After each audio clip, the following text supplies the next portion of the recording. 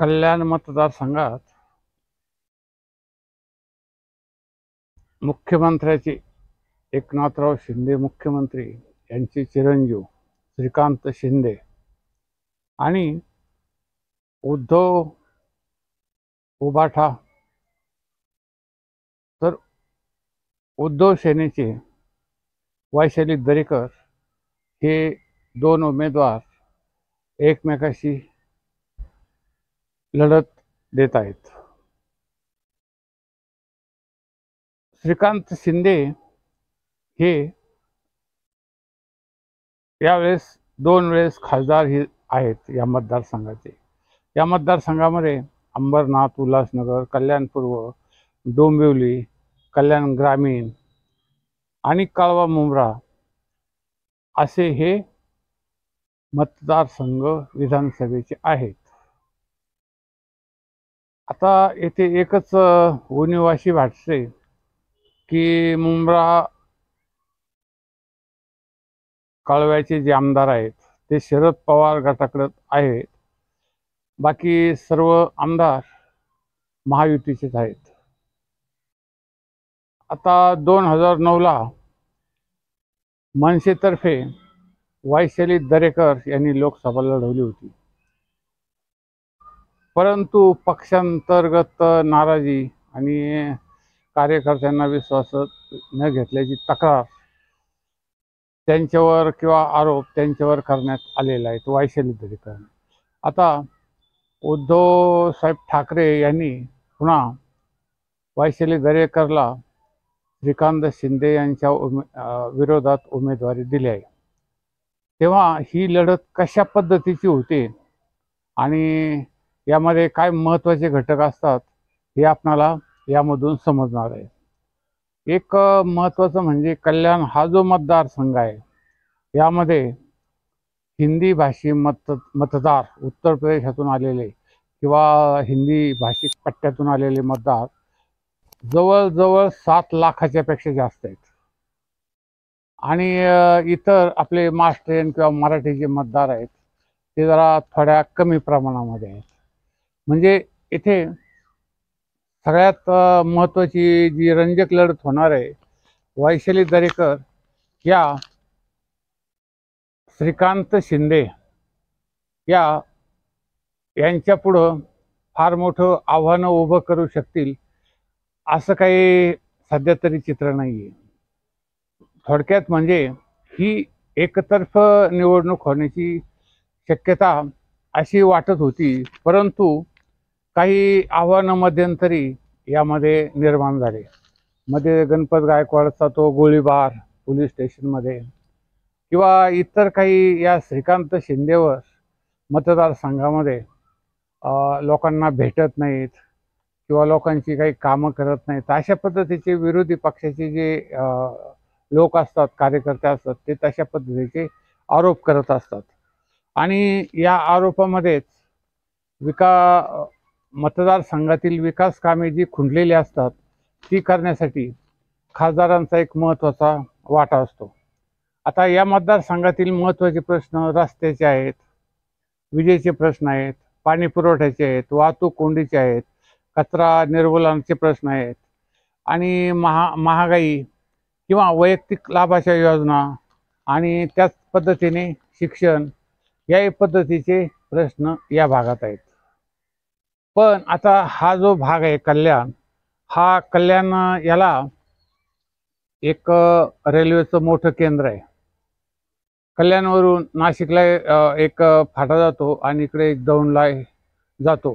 तर ह्या कल्याण जंक्शनमध्ये रेल्वेच्या संदर्भामधले जे काही प्रश्न आहेत ते महत्त्वाचे आहेत।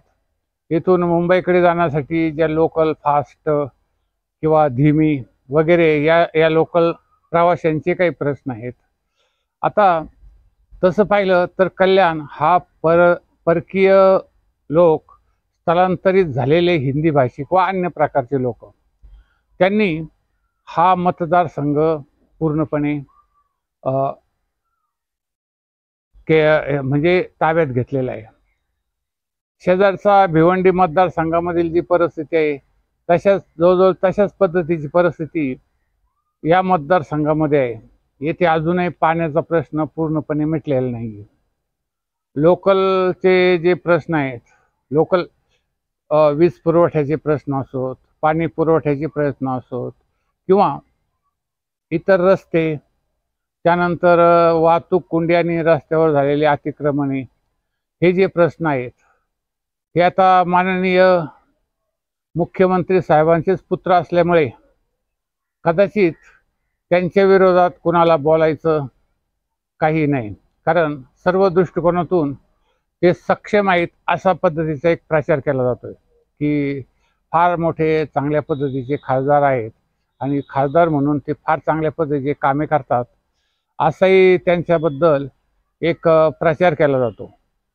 पण मग तसं जर असेल तर मग या मतदारसंघामध्ये जी कामं होत असतात तर ती सगळी कामं किंवा लोकांच्या ज्या अपेक्षा आहेत किंवा यापूर्वी लोकांना दिलेली आश्वासनं आहेत ती पूर्ण का होऊ शकली नाही आणि लोक व्यवस्थितपणे या खासदारावर आरोप का करतात, हाही महत्त्वाचा प्रश्न आहे.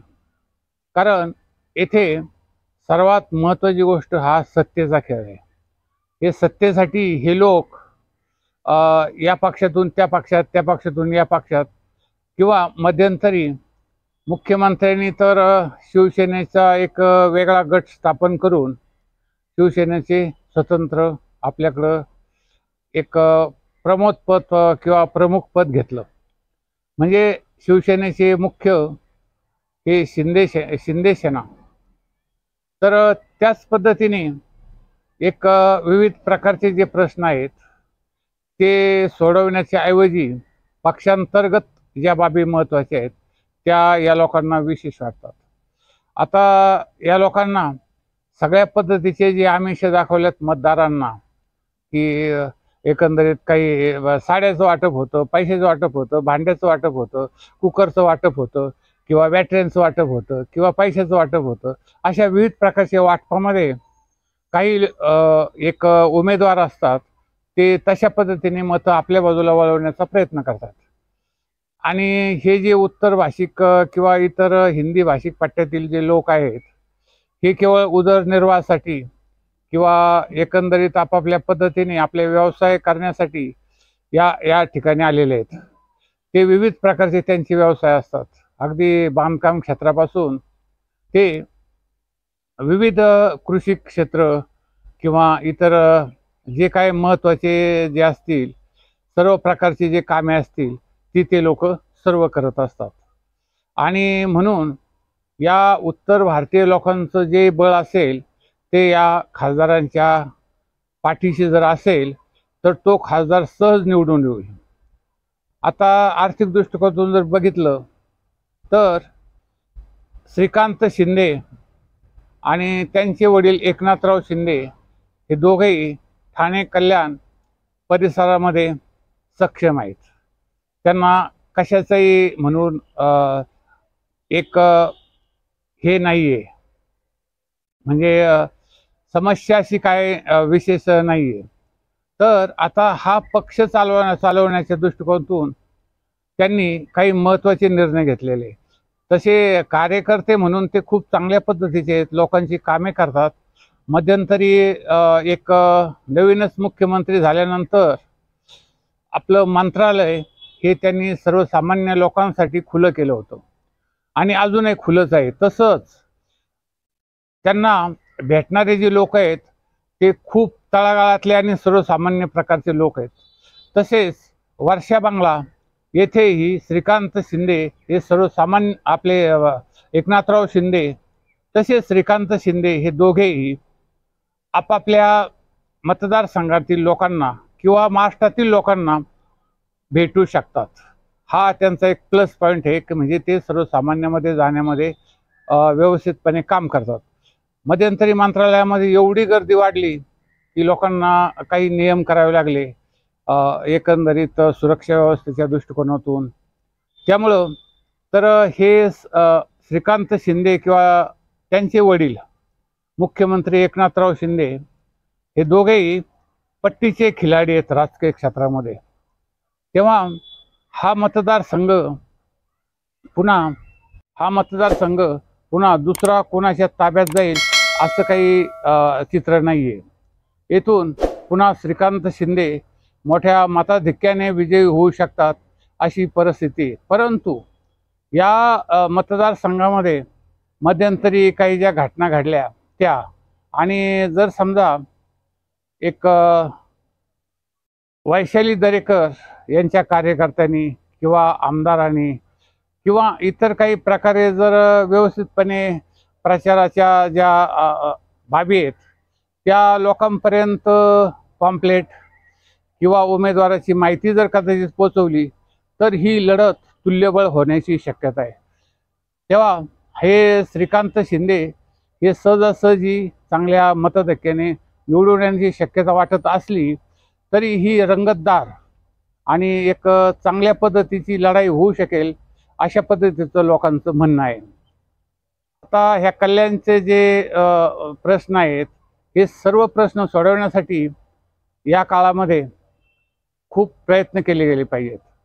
मग ते सर्वसामान्य कामगाराचे प्रश्न आहे, वाहतुकीचे प्रश्न आहेत, उद्योजकांचे प्रश्न आहेत आणि इतर सर्व भागातील जे लोक येथे नवीन आपले फार्म हाऊस तयार करतात त्यांच्यामध्ये कायदा व सुव्यवस्थेचे प्रश्न आहेत. कारण बऱ्याचशा काही घटना येथे व्यवस्थितपणे चांगल्या पद्धतीने सुरळीत आहेत असं नाही आहे. वाहतूक कोंडीचा येथे एक सर्वात महत्त्वाचा प्रश्न आहे. तर हे सोडवण्यासाठी खासदारांनी पुन्हा एकदा अभ्यास करून चांगल्या पद्धतीचा एक नियोजन किंवा आराखडा तयार केला आणि मतदारसंघामध्ये चांगली कामे केली तर ते निवडून येण्याची शक्यता आहे. या वैशालीताई दरेकर याही निवडून येऊ शकतात, पण मतदारापर्यंत पोहोचण्याचं कार्य त्यांच्या कार्यकर्त्यांनी केलं पाहिजे. एक महत्त्वाचं ATM न्यूज वर हा आमचा चॅनल नवीन असला तरी संपूर्ण महाराष्ट्रामध्ये आम्ही आमचे प्रतिनिधी आम्ही सर्व फिरून जो मतदारसंघाचा खरा आढावा आहे तो लोकांपर्यंत निरपेक्षपणे पोहोचविण्याचं काम करीत आहेत. मतदार जागृतीचं जे काम आहे ते आम्ही या पद्धतीने करीत आहोत. कारण महाराष्ट्राचा जर विकास करायचा असला तर हे लोकनेते आपण जे निवडून देतो ते स्वच्छ, चारित्र्यवान आणि खूप चांगल्या पद्धतीचे कार्य करणारे असले पाहिजेत. हा प्रत्येक मतदाराचा एक विश्वास आहे आणि त्यासाठी कोणत्याही आमिषाला न बळी पडता स्वच्छपणे आपल्या